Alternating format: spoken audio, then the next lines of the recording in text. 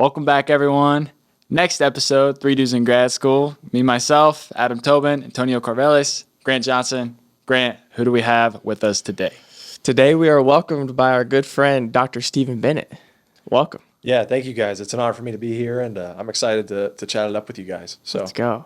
Dr. Bennett is I won't speak for him, but he's a Kettering Orthopedic resident right now. Mm-hmm. And so thank you so much for being here. It's an honor.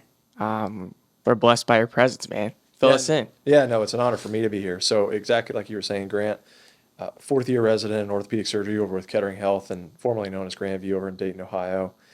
Been there. My wife is also a resident in that same city at Dayton Children's, so she's a pediatrics resident. Came from Marion University College of Osteopathic Medicine, which is in Indianapolis, Indiana. I've never ventured too far before that. I was at Butler University for undergrad, and Newcastle, Indiana was where I grew up in high school there. So that's kind of been my journey. I know we'll get into a few more details of other things, but now we're here, fourth year, applying to sports medicine fellowship this year. We'll see how that goes. Interviews are coming up, and we'll go from there. We'll see what God has in store, but one day at a time. So. Oh, one day at a time. I love it, man. Yeah. Well, I guess just to start, we always like to ask kind of the origin of our guests. When did starting to become a physician kind of, you wanting to be a physician? When did that start for you? Yeah, so really my story that tied into medical school, that tied into wanting to be an orthopedic surgeon, it all goes back to the game of basketball. It was always my goal. There was no other thoughts. I wanted to play Division I.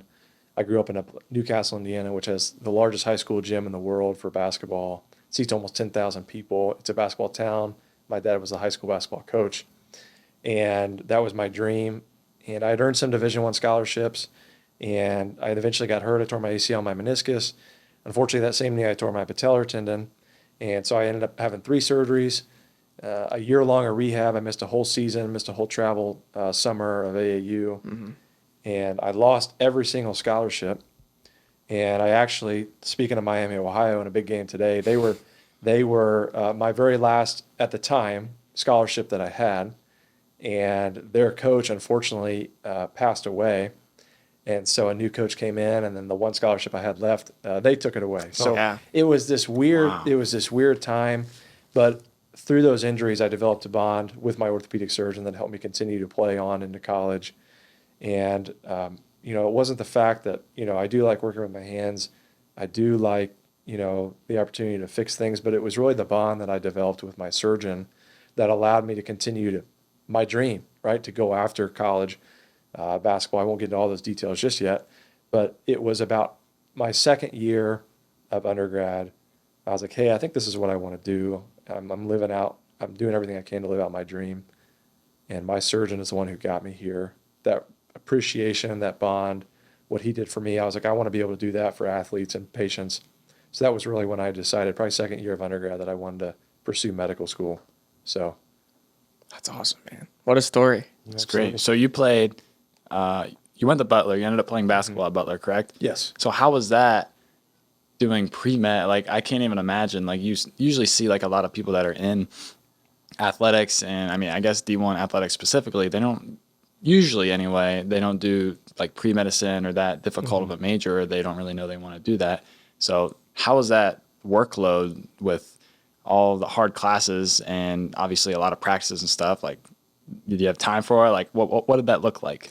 Yeah, so it's a good question, and really it comes down to maybe the first and best answer I can give you is I'm a pretty boring guy. So same. I don't do a whole lot, man, actually. So part of it was that, like, I didn't have a desire, to go out every Thursday, Friday, Saturday, do those things. And my wife now, I was dating her at the time, and so I just hung out with her.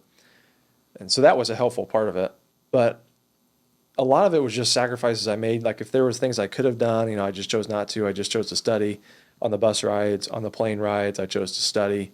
And so that was what I did. I practiced, worked for my teammates. We had the games, and then I studied. So it was kind of just a choice I had to make if I'm going to make some sacrifices now in order to kind of look ahead and attain a future goal. And so it wasn't easy, for sure. I don't think I'm a really naturally intuitive and gifted student. Like, I got to just put in the hours. And so that's what I did. I just chose to put in hour after hour of studying and playing basketball, and that's what I did. But it definitely took some sacrifice. I missed out on some things, and maybe didn't have as many friends as I could have, but I had the most meaningful ones around me who helped me kind of push me to that goal. And those are the people that you need in your life anyways. So just some sacrifice helps that I'm a boring person. But looking back, I don't think I messed out on anything at all, and glad I kind of kept the big picture in mind. I'm sure that like balancing work life with that, with being an athlete and then school, kind of helped you be successful in medical school, and then even now, like you kind of focus on what is important, and then balancing studies and all that. For sure, man. Being at Butler and being a walk-on in particular, and we can get into that in detail if we choose to. I mean, it really helped me through medical school. It really propelled me to be able to develop good thoughts and answers to interview questions. And then really when I got into medical school, I had spent the last 2 or 3 years building the habits that I felt were helpful getting into medical school like during medical school and then getting into residency. Those things had kind of built up over time. So some of the time management skills, some of the willingness and learned how to just kind of bunker down and put your head to a goal and keep moving forward. Those things I felt like gave me success in medical school, helped me get success into the orthopedic surgery residency that I wanted, and so on and so forth. And here we are 4 years later. But definitely the habits built through being a walk-on, through being a Butler basketball player, shaped the habits that I developed in a medical school and then into residency, for sure. Now, before we kind of discuss some of that walk-on process and your journey through that, because you were thrown into just being in athletics and, being on the plane rides, the bus rides, having to study, was there a particular day or year or time where you just had to kind of tell yourself or develop that mindset of, hey, this is the sacrifice I just want to do? Or when was that instilled in you, that sacrifice kind of? Yeah. No, I know mentality? exactly what you're saying. And it really came, the best people in your life are always the ones who can be tough on you and tell you the truth, but also the ones that care about you. So I'm a firm believer that you can be tough on somebody, you can tell them the truth, but before you do that, they better darn sure know that you care about them, or else they're going to struggle to listen to you. And I had a mentor, his name was Dr. John Esteb. He was one of the chemistry professors at Butler. And I was talking with him and I said, hey, I think I want to go to medical school.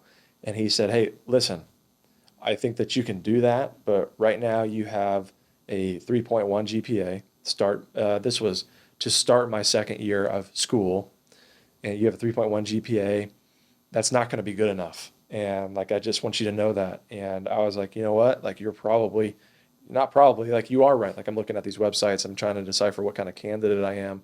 I knew I had the athletics on my side, but it came from that moment. So that was kind of the defining moment where I said, hey, I do want to go to medical school, but if I do, I'm going to need to step it up.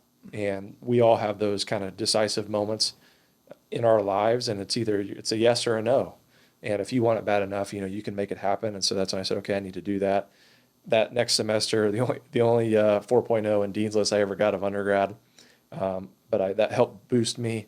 And then from then on out, I kind of held myself to a higher standard, especially as I got higher up on the basketball team, like a junior and senior. I knew I wanted to be an example. If I couldn't always be playing on the court, an example of other things for my teammates to follow. And so that was a motivation too, but it was definitely, Dr. Esteb saying, hey, listen, Stephen, it's not going to be good enough. And I want you to be successful and I want you to be in medical school. But if you want to do that, you got to step it up. So I'm thankful that he told me that. It was kind of scary. And at the moment I was like, oh man, I don't know. But that was the defining moment where I said, hey, it's time to make some sacrifices. It's time to get serious about this and see if we can make it happen. Yeah. That's awesome. I like how you said, your motivation wasn't to be I want to play basketball better. I want to just be smarter. It's the overall just wanting to be better as a person, holistically, and that's what I'm in PT school, but that's what osteopathic medicine is all about, right? Yeah. The mind, body, spirit. So yeah, it's definitely good. And there's definitely a lot of good that comes from just wanting to be an overall better person for the people around you. And from what I've heard about you so far, obviously I just met you, but it seems like you were a good leader on the field and in the classroom. So that's awesome. Yeah, I appreciate it, man. I really, a firm believer, I think everybody in life wants to, whether it's in life, whether it's in careers, they want to find something that's meaningful and that's fulfilling. And I really think that comes from a couple things. One, I think it's pushing yourself to being the very best you can possibly be. So that way, whenever you're 60, 70, 80, you're looking back and you're saying, hey, you know what? This worked out, this didn't, but I did everything I could to be the very best I could possibly be. So failure aside, like I'm okay with that. And I think that that's the career part. And then I think the other part to creating kind of a meaningful and fulfilling career is like, hey, once you've tasted significance, I always say, individual success can never satisfy you. And what significance is really is conquering the part of yourself that wants those individual accomplishments so you can live in service to others. That's when I think you really start to develop a meaningful career. You start to develop a legacy. And that was the kind of picture that I wanted to have in my head, because I know all of us in this room can think back to a mentor in undergrad or medical school or PT school that helped you get to where you're at. And you may only have 2 or 3 or 4, but man, I hope to be that kind of person where somebody can instinctively, know, hey, without Steven or without whoever that may be, I never would have been as good as I am now, or I never would have been able to get to that point. So that was kind of the goal I had, and still what I try to mentor today, for sure. That's something we had talked about at Bible study, actually. It was like, this is one of the very few careers that you can look back, when you're 80 years old, and you can be like, look at the impact that I had, not only from the medical standpoint of I helped so many people's health, but I impacted so many people's career or just made a difference in them. Being like a mentor, like you said, a mentor, like somebody just to look up to like that. Yeah. And I think it's really cool that we can all, even PT, like it's anything in medicine, you have that opportunity to do that. Yeah. I completely agree, whether it's in medicine, whether it's in PT. I mean, PT is one of the most important parts, especially from an orthopedic surgery perspective. Those patients develop a relationship with their therapist, and like they're the ones that they're the ones, like, so you have surgery, you see me at 2 weeks, at 6 weeks, and then but in the meantime, every day in between, like they're seeing you, Right. and like you're the one that has to encourage them, and you're the one that has to push them to get the results. And we hear all the time patients talk about the relationship that they develop with a therapist, like, oh, he or she is amazing, and like all that stuff. So it's a huge team. It's a huge team effort. We're blessed to be in a specialty, whether it's in medical school or PT school, where you have the ability to impact people, like you said, not only on their health, but their overall well-being. Everybody needs a little bit something different to be better health, a better person, to be pushed forward, and we all have the ability to do that, which is cool. Significance. Yeah, I love that. It's not about the quantity, or it's more about the quality. And I think as we've had more guests on, and even just my personal experiences through life, as you go through life, you really think back and reflect on all those people that have meant so much to you or helped you get into the position where you're at. And it's cool now to sometimes now being a second-year medical student, and like Adam being in grad school too, like people looking up to us. It's almost surreal sometimes. So for me, it helps. It just drives me and motivates me to really just do the best that I can to serve others and implement those practices into my life. So could you talk about, maybe give a little bit of background of being a walk-on, and then how you cultivated that into being a true leader of that Butler basketball team? Yeah. So the funny part about it is who I am now is all directly related to how I became a walk-on, but that was never my plan. So God is always interesting in the way that he designs your path and your future. And, I went to Butler as a walk-on, and to be honest with you, I still remember to this day, the very first scrimmage we ever had. It was like a blue and white night. It was before the season started. And it was the first time in my life where I didn't hardly play at all. I kind of sat at the end of the bench. And I remember how embarrassed I was to be in that position, because I kind of went from being, quote unquote, the guy to somebody who nobody really knew, And so we all have those prideful things where we want to be known, we want to be recognized. And it tormented me, honestly, for a long time. And what I learned as I continued to be a walk-on was that, even though as I advanced, I wasn't getting the playing time that I wanted, I felt a unique perspective and a unique challenge to say, hey, I've got all these guys in the locker room. I need to work every day for the betterment of those guys. And so what I learned was the ability to work for others, because I had to show up every day for my teammates, and I had to push them in practice. I had to get better every day, because when I got there, comparatively, I'm playing with some of the best guys in the nation. I wasn't as good as them, and the injuries that I had sustained had set me back. And so I had to work every day to get better, not only for myself, but for them. So it taught me that. I learned how to work without a reward, right? Like I'm coming to practice every day. I'm trying to work for those guys. I'm trying to make them better.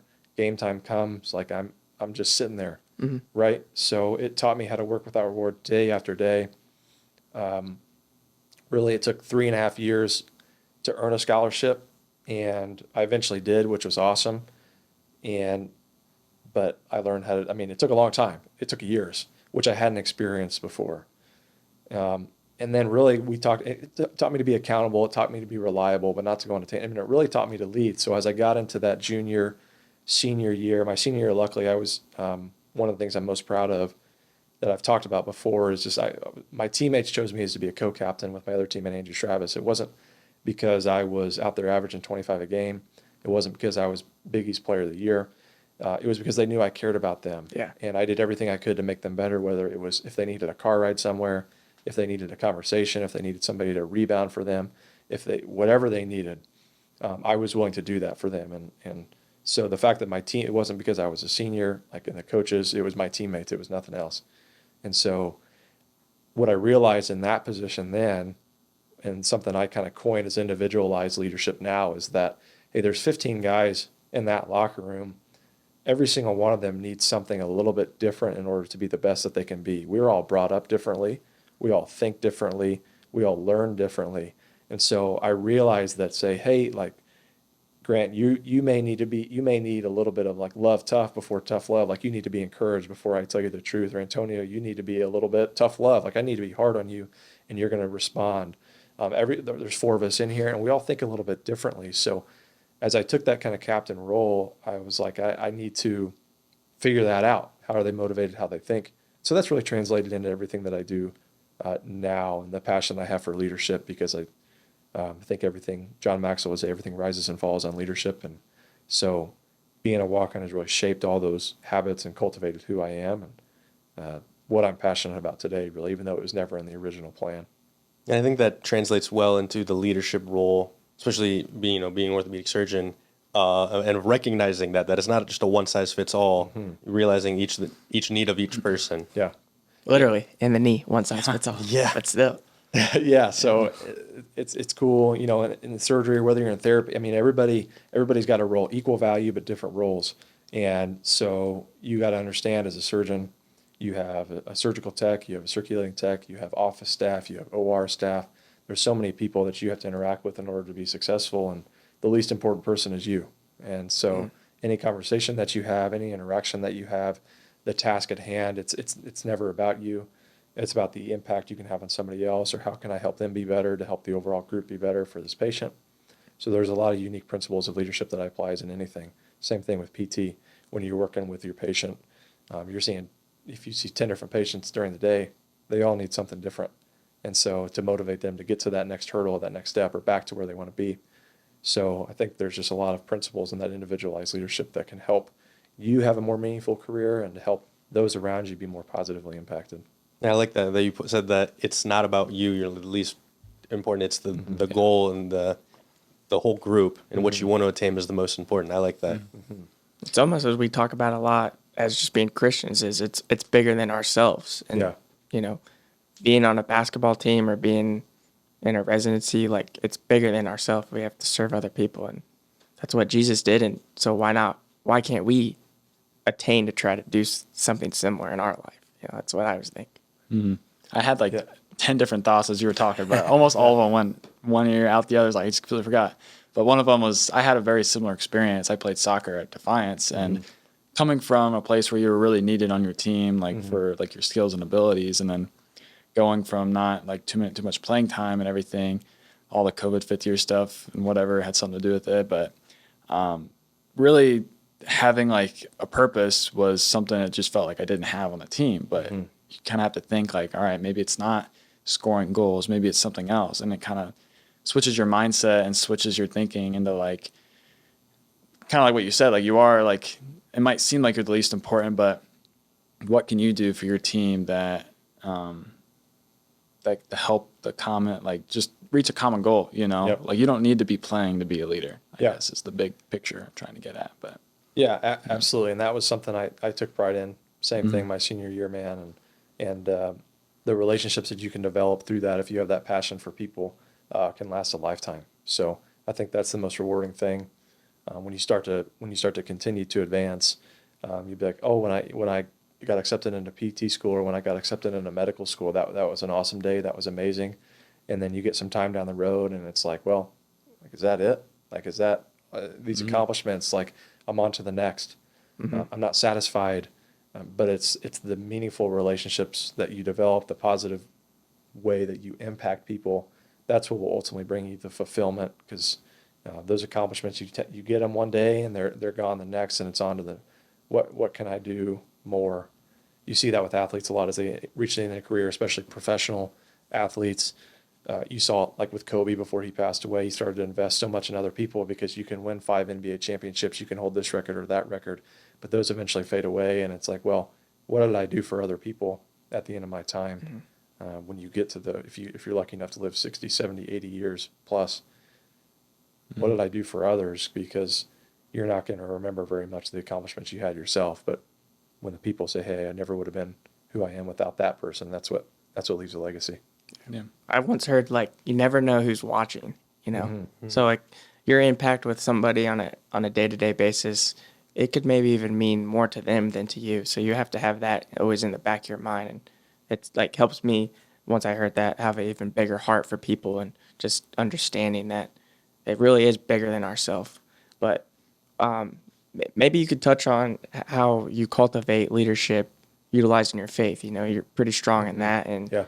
it's a big part of your life, I've heard. And so how does that translate into being a good leader and doing that on a daily basis? Yeah. So, I mean, we've talked about serving a lot, and Jesus himself said, I came not to be served, but to serve, right? So everything that I do is, I want to be a representation of that as best as I can.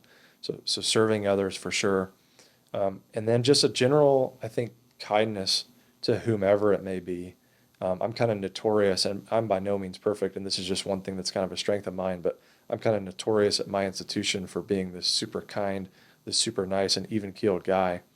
And it's something I take pride in, because anytime somebody wants to ask me, why are you the way you are? And I'm like, it's simply because Jesus already made the sacrifice for me. I know where I'm going for eternity, and anything I do every single day, I want people to see Jesus through me. And I pray 3 things every day. I mean, literally every day.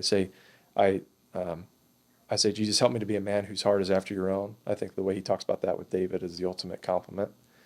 I say, Jesus, help me to reach the very highest of potentials that you have set out for me, because I know if I'm doing that, then I'm headed down the right path that he wants me to. And I say, Jesus, help me to advance your kingdom. Help others to see you through me. And I know if I can do those things, and by no means am I perfect at it, but you can ultimately cultivate a leadership and an impact that maybe that few other people can understand or realize, or you bring them to that point. I want people to feel loved. And this is all kind of the way that I lead. And we talk about some more basic leadership principles, but ultimately I want people to feel loved. I want people to see Jesus through me. So when they talk about, if they're totally unfamiliar with Christianity, I've had conversations where people are totally against Christianity. I say, hey, I hope to be a representation of who Jesus is in my leadership, in my practice, the way I talk with you, the way I treat you. And I want you to know that, like, what you've done is not who you are. And it doesn't matter who I'm interacting with, a big smile, a big hello. And then you go from there and you see what kind of relationship can develop. So ultimately what it comes down to, I mean, I talk about leadership principles all the time, but it's like, how can I love you as Jesus loved you? How can I impact you to see that Jesus loves you way more than I ever could?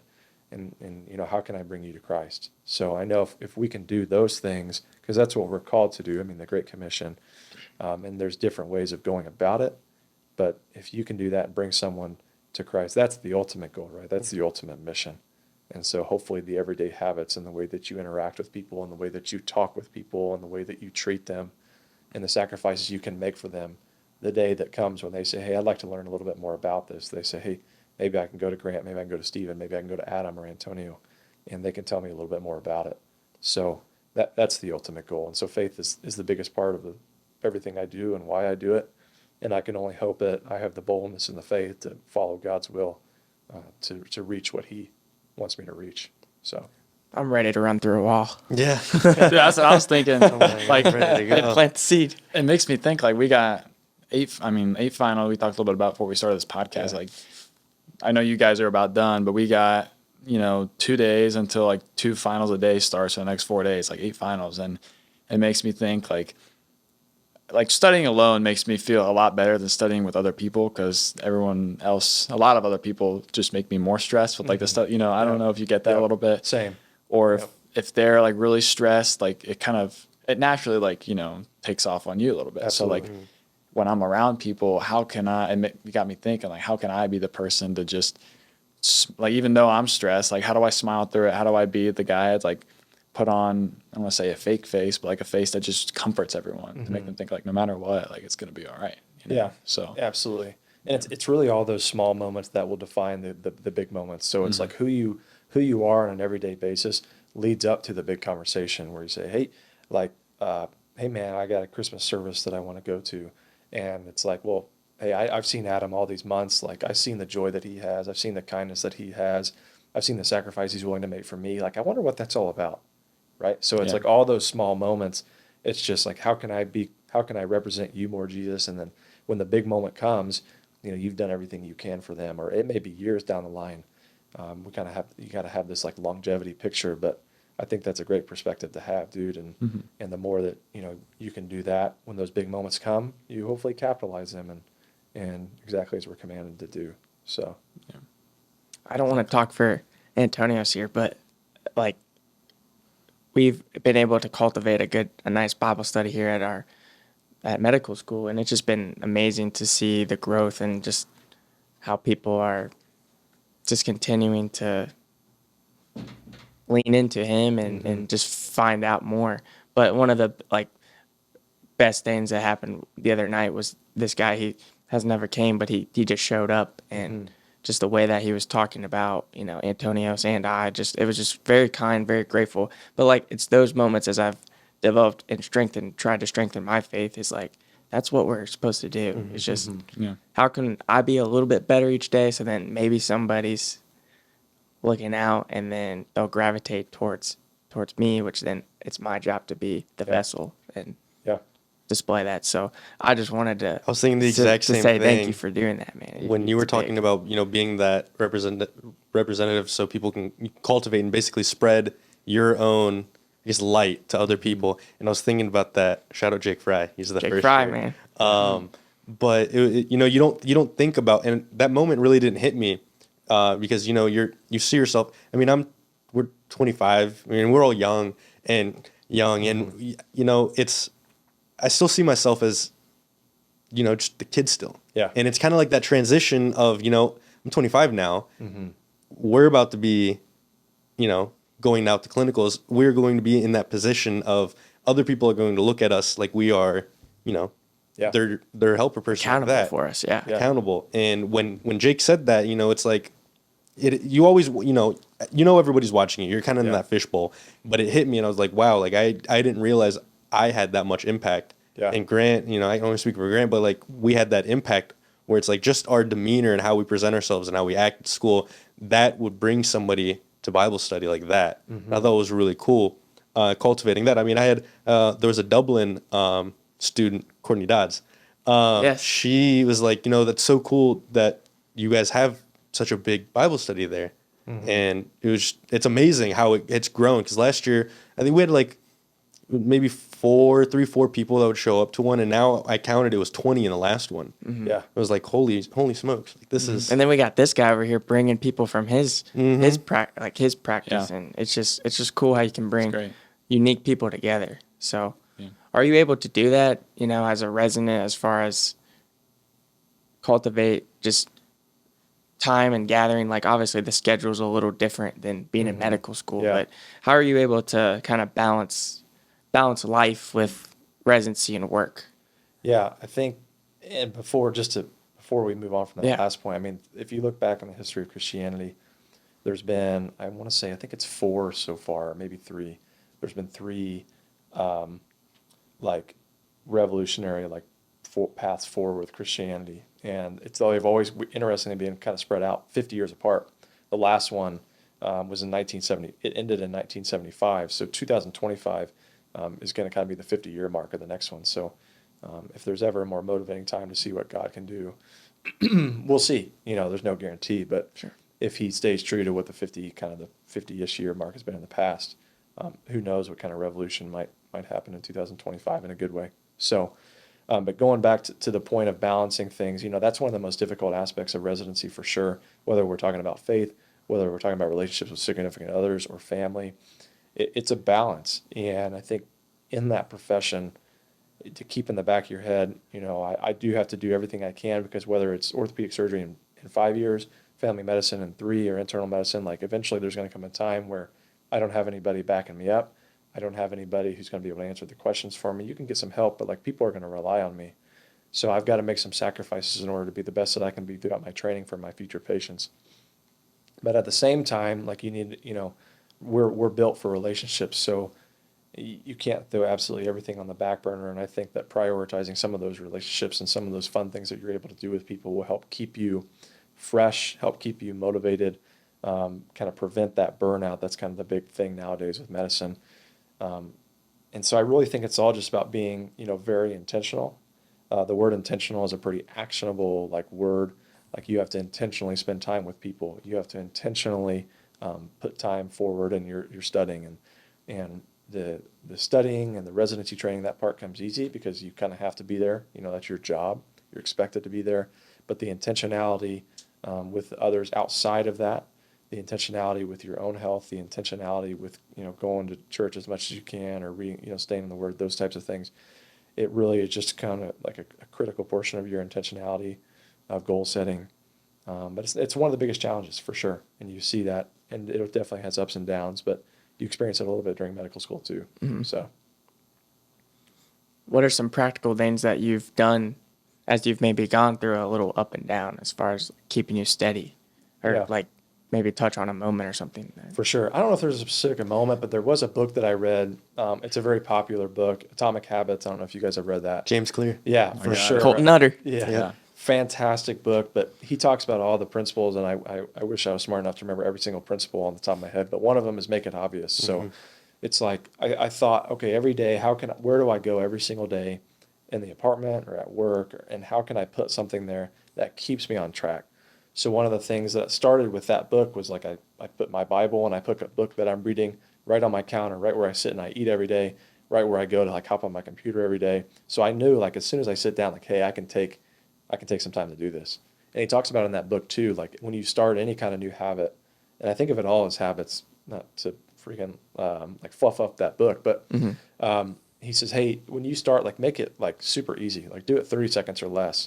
And a guy, his last name is McGowan, he talks about that too. He talks about the law of least effort. So whenever you're trying to incorporate something positive in your life, make it super easy. Spend less than 2 minutes on it and just go forward. So those are really the principles that I did with anything that I do. I started packing my workout stuff in my backpack every single day, so I didn't come home and just have to change and then go to the gym. And then you're home and you're well, I just sit down here and chill before I go. And then you never do. So you try to bypass all of the challenges that you may face to do ultimately what you want to do. So making things obvious, put the books right where you sit every day, pack the workout clothes before you're even ready. I used to be good at waking up early in athletics and working out and stuff like that. I hate doing that anymore. Yeah. I'm not good at that anymore. I'm not going to wake up at 4 to go work out. That's just not my personality. Some people are good at that. But the more you can make things easy that are outside of your job, the more that you can make them obvious. And he talks about some other principles in that book, but those are some of the things that I did. Just put it where you're going to be, or pre-pack it, or whatever it may be. That'll be helpful for you. What part of that that we went with is if you have a big task that you want to do, make the beginning step, going to the gym. Going to the gym might take you an hour, but changing into your gym clothes takes 30 seconds. And it's kind of your habits kind of snowball. Yeah. And then he talks about well, if you do this, then you do this next. So it's when I change my clothes, well, then I got to take my pre-workout or something. And that takes another 30 seconds. And it's all right, well, I've already gone through the motions of the habit. Yeah. And then it just sticks. Might as well follow through. Might as well follow through. And then he talks about the reward aspect of it. It was he did a little tidbit of how toothpaste and brushing your teeth actually became a habit. Used to me, it wasn't mint.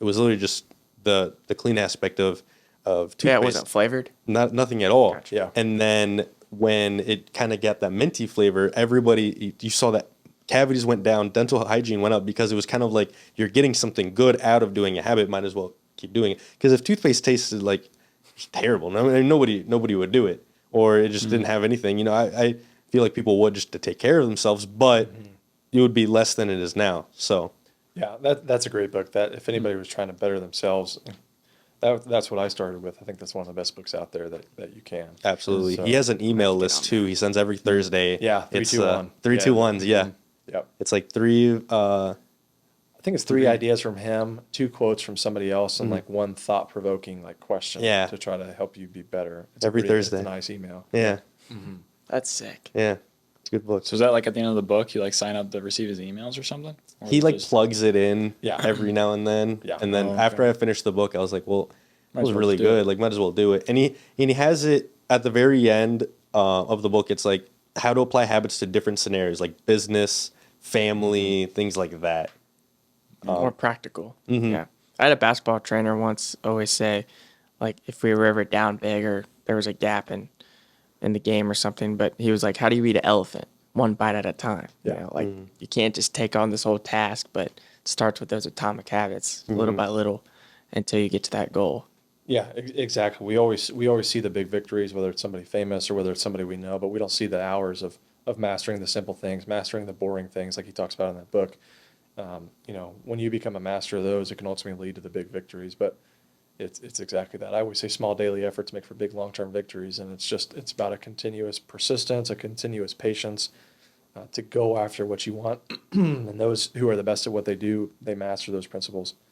And but it's not easy. It's not easy for anybody. Yeah. And especially, you know, not everybody loves a book like Atomic Habits. So Yeah. you have to identify, you have to think about yourself, and you have to be able to lead yourself. I say that too, not to hone on the word leadership all the time, but you have to lead yourself and to say, okay, well, I hate self-help books or I hate motivational books, and that's okay. But you got to talk to yourself and think about yourself enough to say, okay, well, what does motivate me? What does help me become my best? And you got to figure that out. But it takes effort, mental effort and physical effort, and you just have to be willing to figure those things out. Yeah. It's really easy to feel that way during school too. I'm sure you guys felt that, like, there's so much stuff to learn, and then, you know, but I'm not going to learn it all in one day, you know. Exactly. So where Yeah. it's so easy to just be like, oh my goodness, there's 50 slides of notes that I need to know before next week's exam. But the more that you're thinking about the 50 slides of notes that you're going to need to learn instead of the 5 that you should learn today, the more likely you probably are to not do any of it because you're just so overwhelmed. But if you really divide it up and think about what you're going to tackle today, and it'll all slowly come together. That's something I really was surprised about. Is like, I'm surprised on how much I'm learning over like the past week or two, and like really getting on it and just being consistent with it. It's really helped, and it's really allowed me to kind of be at peace with where I'm at right now, knowing that I've done a lot throughout the days. So, Yeah, for sure. Consistent effort always beats like one big like motivated effort, right? sure. Like if I can just figure out something today. I remember thinking that about lectures too. I'd be like, I'd listen to a 50-minute lecture. I try to like write down all these notes like by hand, and eventually I realized I was like, I just need to sit back. I need to try to figure out two or three things that I can remember. Figure out the rest later, because I was trying to do too much at once, and I get to the end of the lecture, I'm like, I can't even remember what they said at the beginning. Like, and I've got all these notes that, so you got to figure it out. But yeah, consistent effort. Props to you for figuring that out, man. It just consistent effort always beats one big motivated effort. And what can I do today just to figure something out? Yeah. I always like to try to attack it by just looking at the big picture. And it's props to a mentor and a professor I had at undergrad. But a lot of people get caught up in the details, especially just our generation and just with stress and anxiety and all these things that people, you know, have to deal with, which are real things. But I just try to look at the overall big picture. And like you said, I like that. Like, how do I take 1 or 2 things from here and apply that? So then I can build on the next time. Yeah. So Adam had a good, I think he was mentioning it a week or 2 ago, but something about like the first time you do something, like whether it's going through a PowerPoint, like that itself is so hard. But once you do it, the next time you go back to review that PowerPoint, it just gets easier and easier each time. So do you apply some of those principles as far as being a resident and like jumping from medical school to residency for our people that are listening that are in grad school or looking to go to that next step? Yeah. So I think To answer your question shortly, like for sure, yes. Every specialty, it's interesting. Every specialty is a little bit different. And one of the challenges, like, so my wife is a peds resident, so we talk about these things all the time.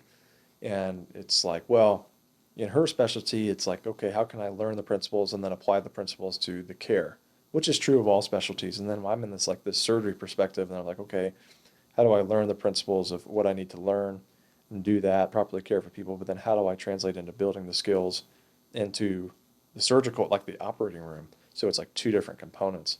And it's always kind of like, you know, whether it's residency or anything, it's like you just have to be willing to start, right? Like so many people don't accomplish great things, or they don't do things because they're just too scared to start. They think that they need the perfect time. They think that they need to have all the resources. They think that they need it all figured out before they even start. And that's really not. You just have to be willing to go. You have to be willing to fail. So in residency, it's kind of like, okay, well, what can I learn today, whether I'm in the office or in the operating room or somebody's in the hospital, whatever it may be. What can I learn today that I didn't know yesterday? And it's just about picking up little bits of information each day, little bits of skill, and then having the willingness to, you know, to take those things on. You know, the beginning of the operating room is kind of an intimidating place when you're a first year resident and you're trying to build those skills, but the more that you can, you know, preparation always prevents poor performance, right? So anything that you do to prepare one day will help advance the next. I think residency is interesting because there's so many, same thing with medical school. There's so many different approaches that everybody uses, and you get intimidated by one approach that somebody does, and you're thinking like, well, maybe I should do that approach, but it doesn't work for you. And I think it again comes back to like figuring out yourself. Like you have to know yourself. Like how do you learn? How do you overcome the fears that you may have? Because your fears are going to be different than somebody else's. How can I just push myself to learn a little bit more? So it's a challenging question, and I don't think there's anything concrete. Like there's no one way to figure it out. I think it's just about your willingness to put in as much effort as you possibly can, and then have the willingness to go out there and take care of the patient or do the thing in the operating room. And it's not always going to go perfectly, but you're still moving forward, which is the bottom line principle that you need. Go all in. Sure. Love it. When you're in residency, you know, everybody says, gives advice of like how to be a good candidate, you know, get the good grades, you know, the research and all that. But you go somewhere like Kettering, where I think that's 4 spots now, 3 or 4. Just up to 4. But there's 2,000, they have 2,000 candidates, and you can only choose from 4. Outside of being a strong candidate, what would be an advice for you to make yourself a memorable candidate? Yeah. That they remember, you know, this person, I remember them. You know, they can say, okay, there's 8 research things here and they had good grades and all this, but I specifically remember this candidate. Yeah. And I think that I've thought about this a lot too, because you see it's such a tough, in any school or any residency, any training spot, it's difficult. And I think it's really about mastering your story, which is kind of an interesting, like there's only so many questions you're going to be asked, and everybody, like you said, people are going to have solid research. They're going to have solid grades. Everybody's a decent person. But when you say it's the most classic question that you get, like tell me about yourself. Tell me your story. It's the absolute most classic question that you're going to get at every single interview. But the ones that you remember are the ones that have an impeccable story. Jesus taught in stories, right? Because all of us remember, like if you say, like, hey, I've got a story for you. It's whether it's a book, whether it's a movie, or I've got a story. Everybody, you could listen to an hour-long talk, and if somebody tells an impeccable story, that's the one thing you're going to remember. We've all experienced that. So it's like I always tell people, you know, how did your story help you become who you are now that will help you become a positive addition to their residency program? So the example I give mine, like it wasn't the fact that I played Division I basketball and I'm an athlete and I like to work with my hands and things are cool. In that respect, it was, hey, this is the difficulty that I went through. This is the way that my surgeon fixed me. And I became a Division I basketball player and walk-on. But it was all those things that I learned through that helped me become the person that I am today. And that's why I think it's going to be I'm going to be beneficial to being in your residency program. So when you can master who you've become through the things that you've been through, I think those are the ones that have the most memorable experience in interviews. And you can't really show that on paper. I think the paper part of it comes down to like all the work you've put in the classroom, into the research, into developing relationships with mentors who do letters of recommendations, things like that. And when you get the interview, to be memorable, I think it's those who really master their story and not just, you know, kind of say, I could have just said, hey, I played Division I basketball. I learned how to be disciplined, and my surgeon fixed me, and I love the way that he fixed me and the stuff you can do with your hands. Those are all fine, but it's like, who are you? Who is Antonio? Who's Grant? Who is Adam? And why do you want to be here? Why should we take you? And it's like, it's those things that I talked about earlier. It's like, hey, I learned how to work for my teammates, and I learned how to do all those things. And like, who I am because of all of that is why I think I'd be a good addition to your program. So if I could pick one thing, we could have a whole other podcast just about this, but it's when you can know yourself well enough to say, who am I? Why am I the way I am? And why do I believe that that will make me a positive addition to your program? Because you got to buy into yourself, right? Like, you have to buy into who you are and what you'll bring to that program. Because if you don't, why should we? Right. So that would be what I would say is know your story, buy into who you are, and tell that like you're telling the greatest novel, because in some respects it is. Like, in your head it is. Yeah. So you should have a positive view and a positive addition to, or positive viewership of who you are. That would be what I would say. That's beautiful. Yeah, I like that. Thank you so much for us and all the listeners. But Yeah. Yeah. Not just for residency, obviously. Like, my that's gosh. obviously that's what you Jobs, asked for, but life. like, literally anything at all. Yeah. Just I think it's a good takeaway is to tell a story, not just say, "Oh, I did this, I did that," but Yeah. what it is on paper, but who you are and what you took from those experiences is huge. Yeah, So, for sure, man. I think we mistake like attributes for, like, we think that, say I work hard and I'm disciplined and I'm detailed, and those things are all great, but it's like, we've talked about culture before, Grant, briefly. Like, you want to know who's on your team. Like, you want to know who's in your foxhole. Like, the foxhole are the guys and the gals who, when it comes time to battle, whatever it may be, like, those are the people you want in your corner and in your foxhole. And it's like, well, just who am I getting? Like, so the better you know yourself, the more that you can answer those questions genuinely, and you don't have to rehearse them as much. And when you're passionate about and genuine, they just come naturally. Yeah. So I think a common theme too that we could all probably say, pretty confidently in this room is like, we do know who we are to a certain extent because we know like where we're going and where we're coming from. And so like, that's very satisfying and just loving to know that as well. And then I just also think I really liked what you said about the learning. Like, it was funny when Dr. Bennett walked in here, he was like, don't just tell me what to do. I'm teachable. Like, that to me, like, that speaks a lot of volumes, because we're like, life itself is a journey and a process, and we're always learning. So like, one step at a time, one instruction at a time, how can I be a better, learner? So I like that. Thank you. yeah, absolutely. I tell my attendings that to this day. Maybe the ones that over the years I haven't worked with. I said, hey, I'm gonna, whether you use the word teachable or coachable. I love to use Yeah. the word coachable, because an athlete. Come on. I'm gonna be, and it's in this room, right? Like, I'm gonna be the most coachable person you have ever met. Like, if you want to make, like, if obviously there's some, like, anybody you talk to, they gotta be bought into what you're trying to do. But like with orthopedic surgery, or like, how can we make this episode the very best it can possibly be? And if I come in here and I'm like, I want to do what I want to do, and I don't know much about podcasting, so like that's silly, right? So I'm coachable. How can I become who you want me to become? Because I'm relying on you to make me the best I can possibly be. There will be some time down the road where you can help somebody else younger than you maybe, or trying to do the things that you do, but you are always learning. Like, you always need to be coached. You always need to be teachable. Every single person in any room that you go into can teach you something. And if you think otherwise, then I would encourage you to challenge your mindset on that. Because you're never, if you are, maybe you are the smartest person in the room, maybe you are this or that, but somebody somewhere can teach you something. And so there's always room to grow. That's just beautiful. Sums it up. like it. Man, That's awesome. we can't thank you enough Thank for you. being here. Any fellowship program that is looking for a candidate, this guy is the guy. I mean, Absolutely. they would I be appreciate blessed that. by your I presence. And appreciate that. you have so many people that you're going to impact, and I can just, it's an honor to, befriend you as well, and just for you being on. So we really appreciate you. Absolutely. Thank you. No, I appreciate the opportunity. It's cool talking with you guys, and props to you for your podcast. The setup is sweet. I love the whole podcast thing. I've tried to make it a priority in the past, but on my own, but just didn't have quite enough time. But Yeah. I would encourage you guys to keep going. And you never know who might listen. Mm-hmm. You never know whether it's this conversation, another one you guys have. You never know who might need it. Absolutely. So Yeah. Amen. So Thanks, That's brother. huge. Yeah. thank you guys. But you guys, real quick before we end it, I totally forgot to ask this.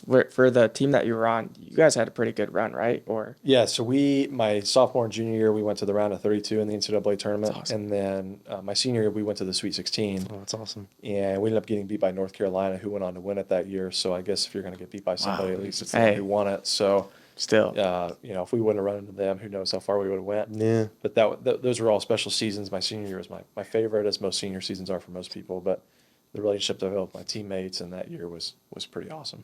sweet. Awesome, man. Well, thanks so much again for coming on and making the drive. I know you drive a little bit of a hike to get here, so just appreciate it. I know all three of us appreciate it. You mind if I shout your Instagram out quick? Yeah, please. Please. Stephen Bennett. I don't actually. What is it? What's the tag? I think it's, gosh, you're asking me. I'm pretty sure We'll it's screenshot it. Put it on the screen. S Bennett _ 25. Okay. With 2 N's and 2 T's. Okay. So- I know he. Sorry to cut you off there, but No, go ahead. we were talking about it a little bit before. He has a lot of good stuff on his Instagram, like a lot of good quotes. And I know you don't really do podcasting, like you said, but you have a lot of good stuff, like with your microphone, just kind of talking to the camera. And I know for me, that was really inspiring to see. Is like, this guy's awesome. So Yes, sir. it really inspires me to do that myself one day or maybe in the future. But yeah, so if people want to look out for that, that'd be great. We'll tag his Instagram. You guys got anything else? Stay tuned for season 2 of 3 Dudes in Grad School coming next semester. Yeah. Last episode of this semester. So Yeah, for sure. And I should have said this earlier. One thing I wanted to say on that was I'm getting ready to kind of launch. I call it a company. It's maybe not quite a company yet, but it's going to be called Bennett Orthopedics and Leadership Development, bold for kind of the acronym. The site's getting ready to awesome. launch. It's going to be really a couple things. It's going to be for like individualized coaching for people who are looking into that. And it's going to be also for keynote speaking. So if there's anybody in an organization or anything else that wants another podcast or wants speaking at an event, I love to do that stuff, or just coaching in general. So I'm getting ready to launch that. It's going to be a whole website and kind of my own business on the side. that's amazing. All right. There we go. Cool. Let's go. Yeah, look out. Build the brand. It's Yeah, kind of- build it on it's a there. brand. Yeah, for sure. So it's kind of Awesome. Cool, man. Well, we appreciate it. We appreciate you coming on. Hopefully we can get you on again sometime soon, next semester in the future. And yeah. Yeah, anytime, guys. I He's a appreciate great guy the to have on a opportunity. podcast. Oh my Yeah. goodness. But you're You're bet. on the joint and bone playbook next, maybe. Yeah. Yes. So, Shout out Dr. Hurst. Yeah. There it Stay is. sweet. Stay sweet. All right. Well, we're going to log off for us four. Thanks for watching and be on the lookout for next one.